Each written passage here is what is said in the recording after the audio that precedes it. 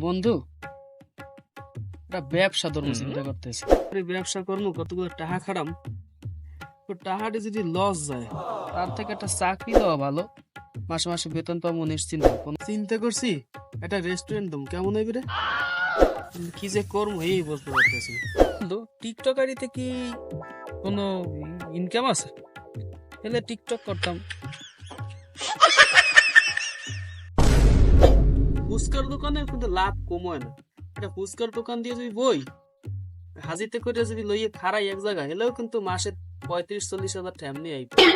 এই যে ঝালমুড়ি যারা বেচে, 10টার ঝালমুড়িতে যদি 2টা লাভ থাকে, 10 টাকা প্যাকেটের 500 প্যাকেট যদি বেচতারে, তাহলে এগো দিনে 1,000 টাকা লাভ হয়। যদি কোনো 1,000 প্যাকেট বেচতারে, তাহলে মনে করো 2,000 টাকা। তাই মাসে থাকে কত? যদি দিনে 2,000 হয়, তাহলে তো মাসে 60,000 টাকা। চিন্তা করো, একটা ফুডকার্ট দিয়ে বমনি বন্ধু, ভালো টাকা ইনকাম হয় কিন্তু এতেও। একটা খেতে লাউ চাষ করবো, লাউ গাছতে ভালো টাকা। তো এখন বলে পেঁপের দাম হয়েছে 120 টাকা। তো মোক ওই পাশে উকুলের খেতটা যদি পেঁপের একটা বাগান করি, তাহলে তো এই 2 মাসে লাখপতি।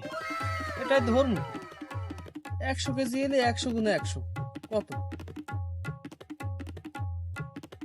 যারা মনে করো ভ্যানে হয়ে যে ফল টল বেছে, ওই যে সিজনাল ফল, হ্যাঁ কিন্তু ভালো টাকা ইনকাম, ফলে বলে ডাবল ইনকাম, হ্যাঁ করা যায়।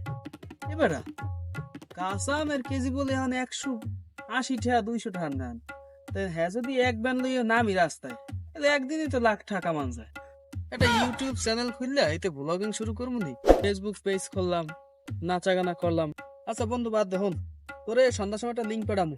তুই করবি কি, লিঙ্কে ঢুকে তোর জিমেইল আর পাসওয়ার্ড দিয়ে লগ ইন করিস, তাহলে তুইও 20 টাকা পাবি, মুই 20 টাকা পাবি। তুই এবার আরেকজনে দিবি, তাহলে তুই আবার 20 টাকা পাবি, তোর 40 টাকা হয়ে যাবে। চলো, ওগুলো নিয়ে পরে চিন্তা করা যাইবে না, ব্যবসা নিয়ে রাত্রে চিন্তা করবো না।